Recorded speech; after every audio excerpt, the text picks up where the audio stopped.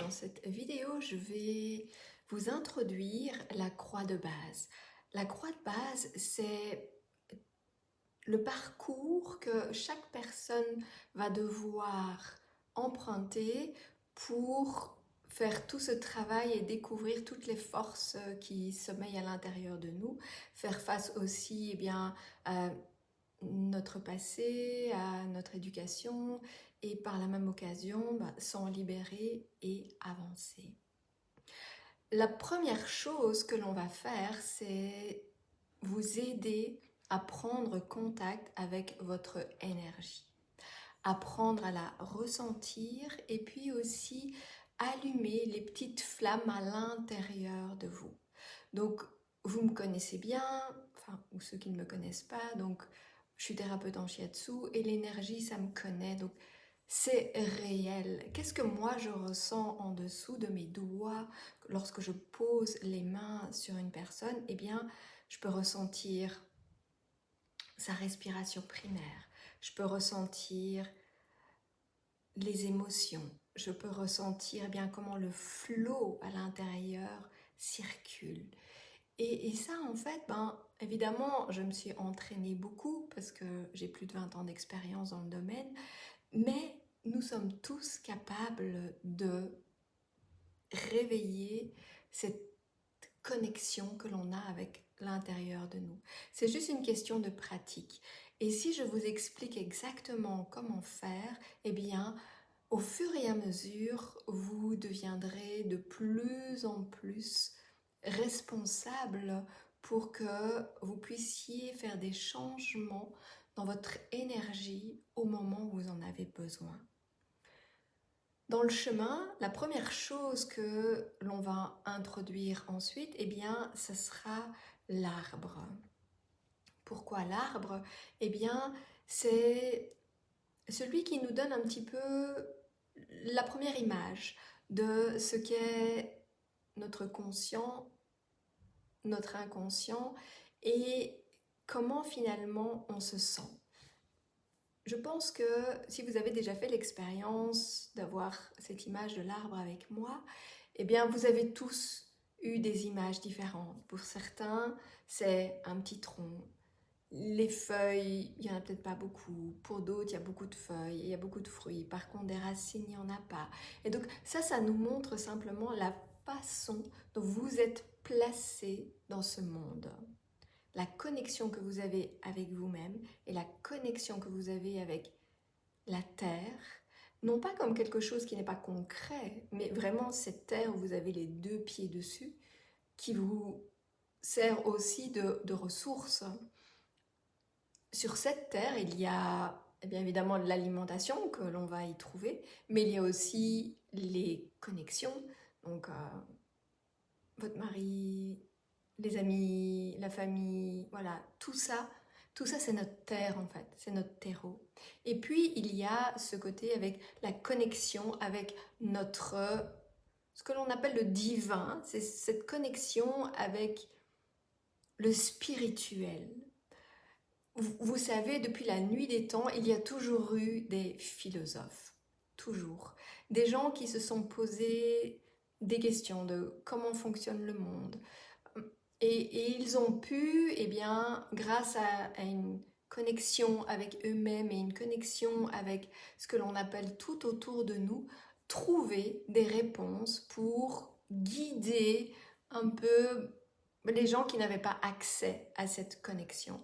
Et donc c'est ce que je vous propose, c'est vraiment de développer cette connexion avec votre esprit et de devenir, j'ai envie de dire, un maître pour que vous puissiez vraiment avoir une bonne connexion avec votre esprit et tout ce qu'il y a autour. On parle souvent de connexion à soi, mais il y a aussi la connexion aux autres et puis il y a la connexion avec tout cet univers.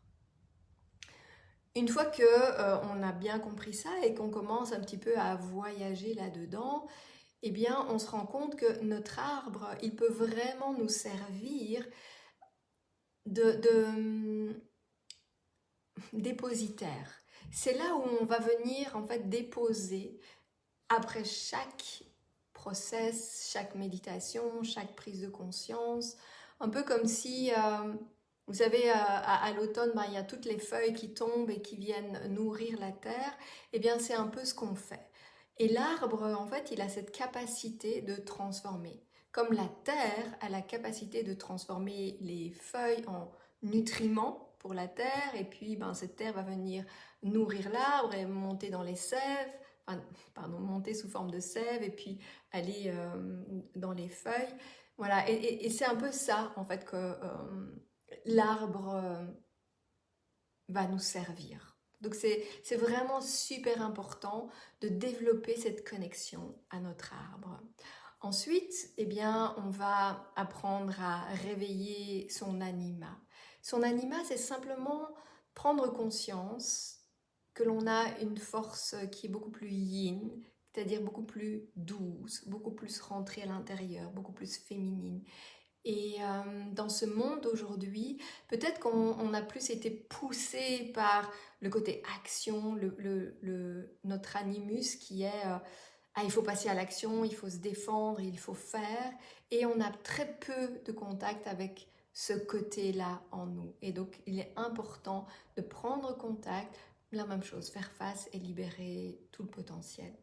Ensuite, eh bien, vous allez rencontrer votre magicien, magicienne, qui est ce berceau dans cet endroit de votre corps qui est tout autour de votre bassin, la connexion à votre créativité. La créativité pour venir remettre de la vie dans votre vie.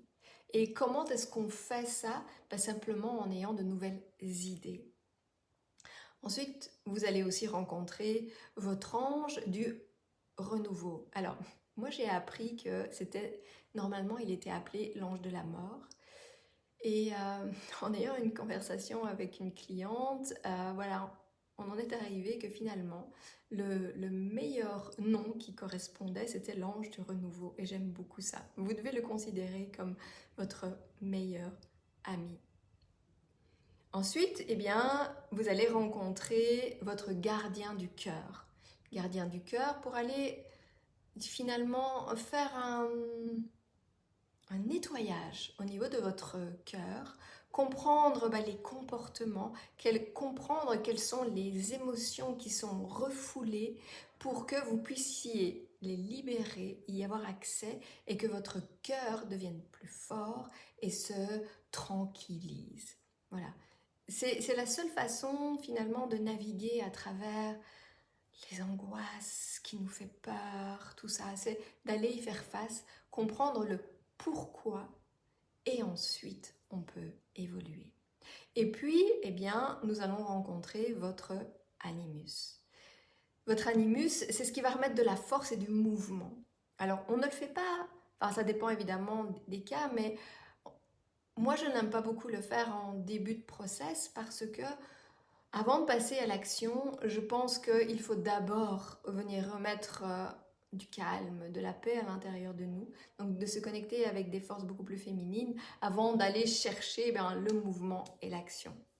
Et puis,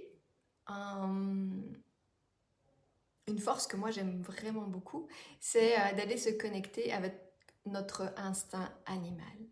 Et cet instinct en fait animal, il va vous permettre de revenir dans votre base, de revenir finalement dans ce qui vous fait vraiment vibrer et d'avoir à nouveau là un rapport avec cet instinct un peu plus naturel, cet instinct un peu plus en contact justement avec la nature pour vous permettre aussi de retrouver vos racines, vos bases, de pouvoir avoir, quand vous en avez besoin, d'aller se connecter là-haut pour qu'il puisse y avoir un sentiment de paix et d'harmonie.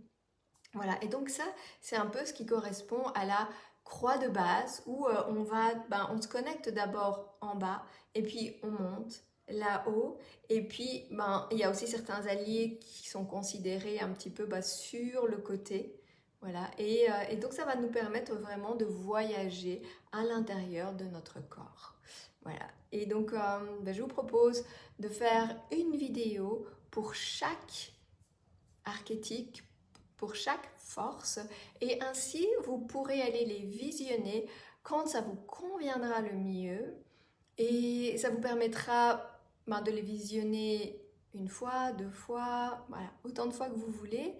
Et aussi, ça nous permettra d'être beaucoup plus efficaces lorsque nous rentrerons dans les process. C'est que vous aurez déjà les informations à l'avance et on n'aura plus à chaque fois à répéter puisque vous aurez déjà entendu au préalable toutes les informations dont vous avez besoin pour chaque force que l'on va éveiller. Et je vous dis à très bientôt.